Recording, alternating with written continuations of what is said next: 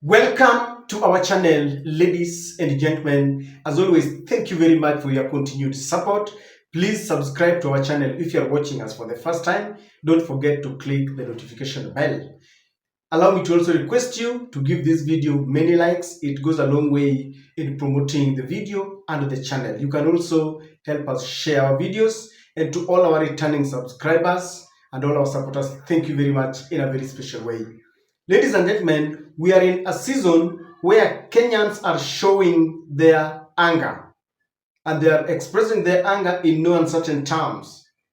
During this moment, Kenyans want to know, are you with the oppressor or with the oppressed? Do you belong to the forces of change or the forces of status quo? Are you supporting this oppressive government of William Samoei Ruto? Are you with the broad-based government, or you are with Kenyans who are suffering? We've seen many leaders being heckled, governors, members of parliament being chased, being booed. It was the time of Murkomen, they were chasing him. It was the time of Kithure Kindiki, the deputy president, they walked out on him. We know Chege, who is the member of parliament of Limuru, he was frog-marched. The governor of Embu, Cecil Mbarire. Today, it was the turn of none other than Kasmuel McOure, the ever-eloquent and smart Gen Z. He led Gen Zs during the protest, and they were killed, and he really protected their movement. But today, they are rejecting him, and I want us to know why.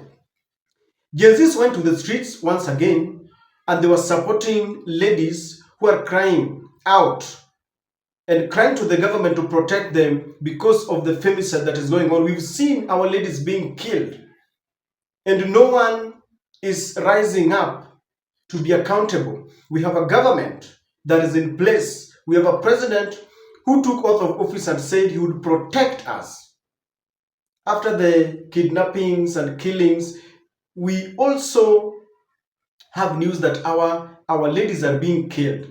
And it has reached a point where, as always, Gen Zs are saying, we are not going to keep quiet. We are not going to sit pretty when things are not going in the right direction. So they were on the streets protesting and saying, stop killing us.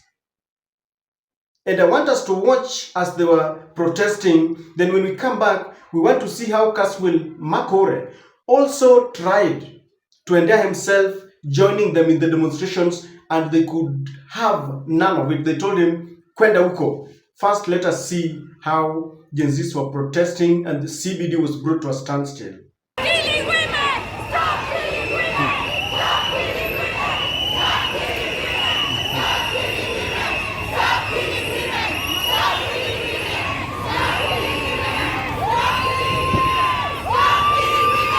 Stop killing women! Stop killing women! Stop killing women! Stop killing women! Stop killing women! Stop killing women! Stop killing women!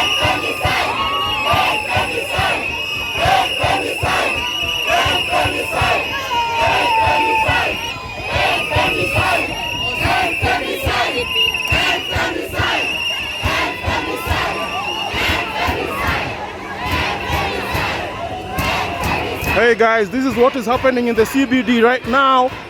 This is CBD, you can see right here. This is City Market. This is City Market. On this other side is Jamia Mosque. Business is at a standstill, guys. Women have decided.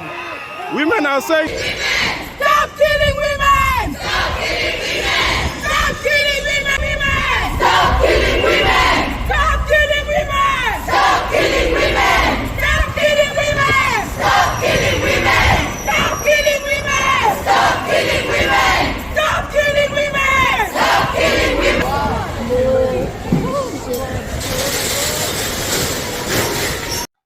Now they were there in their numbers. Then there was this moment when McOure, I think he was testing waters, came there and they told him, Kwenda, go and demonstrate with ODM, hatutaki kwenda. And it was very humiliating for a man, this young man, who had endeared himself to the younger generation, who was being seen as a pillar of hope, a young man they thought would be part of the next government when Gen Zs kick out the usual suspects, the usual political class.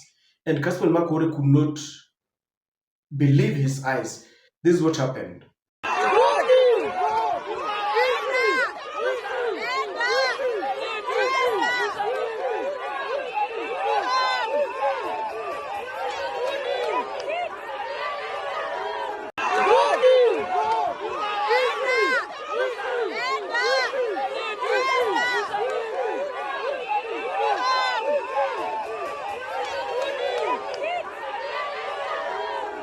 What was happening in CBD and what is the common denominator to all the people who are being heckled?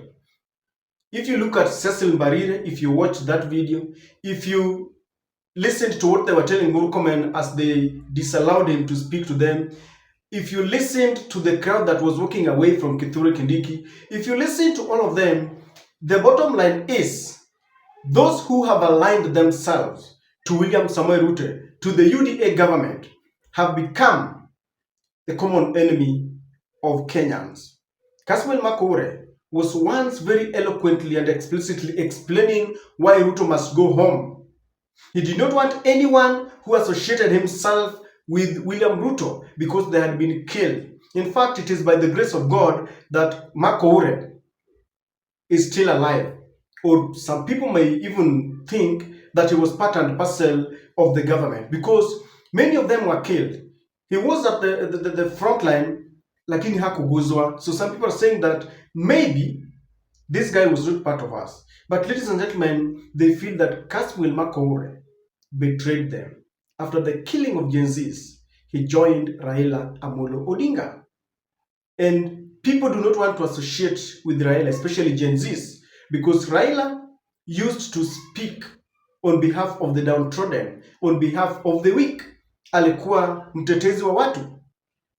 But when he joined this oppressive government, after his members were killed during the Azimio protests, after Gen Zs were killed, you remember Gen Zs were telling him, Agwambo, we have seen your efforts, stay home. We want to pick it from where you left it.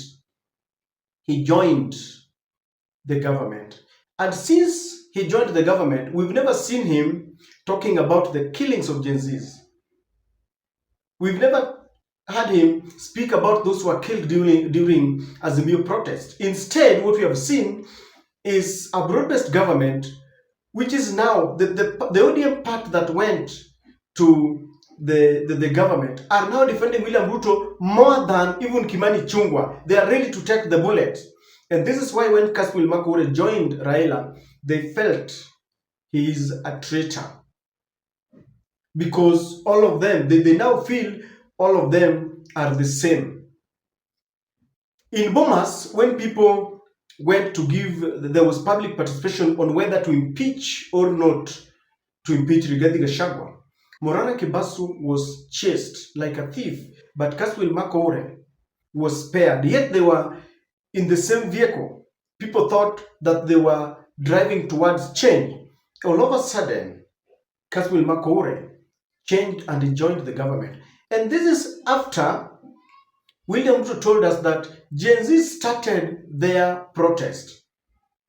Then some people infiltrated the protest and they wanted to topple his government. I don't know how true that is, but what I know is that what triggered the protest is the Finance Bill 2024. As to whether some people infiltrated, I don't know. That is what they tell us, that the NIS and all that. But what we know, every common man knows, that when the government decided not to listen to us, when they forced the Finance Bill 2024 on people, when the parliament became a puppet of the executive and passed the Finance Bill 2024 by force, Gen Zs thronged the streets. It was a spontaneous reaction, and they said Ruto must go. So very hurriedly, he brought in Raila, and they killed the Gen Z's protest. So Gen Zs are very angry, and they are expressing their anger to anyone. They say, if it walks like a duck, looks like a duck, then most probably it is a duck. Kasmuel McOure is being seen now defending the government. He's with Raila Odinga. One thing I must say though is that I don't know what Raila told him. Maybe he need to share with us. But for reasons that are only best known to him, he became an adherent of this government. So he wants to have one foot in the government, another in the opposition. He wants to be in the broad-based government. At the same time, he wants to work with Gen Zs. And this is something that cannot be allowed. You cannot eat your cake and have it. Or is it having your cake and eating it at the same time? Whichever way. Now, Gen Zs cannot tolerate him because he can become a spy. He's now dining with the enemy of the Gen Zs. So if he comes there, he could be there to collect information and take to the broad-based government. He's the one who could be telling them who is the ringleader, where are they going next. So people don't feel that he's coming there with clean hands. He's now an enemy. They're suspicious of him. And that is why they could not allow him. This is something that we will continue to witness. Anyone who is with the government becomes an automatic enemy. Yesterday, when William Ruto rushed to Ichaweri to meet Uhuru Kenyatta, people told Uhuru, we are not boarding, you board alone, we are not part of the passengers, you journey alone. And Uhuru, having read the mood, told Kenyans, we only talked about problems that are bedeviling Kenyans. Taxation, harassment of those who are perceived to be anti-government. And he told them that whatever is being given by State House could not be true because his statement was totally different from that of State House. So ladies and gentlemen, Kasmuel McOure got his match, and I think they have impeached him. He's not part of them anymore. Let him concentrate in the affairs of ODM. Let them be in the government. ODM itself told us that the government is only bad when you are not in it. When you are in it, it is not bad. So Kasmuel McOure should be in government because now the government is not bad. And Gen Zs are angry, and this anger is going to be carried to 2027.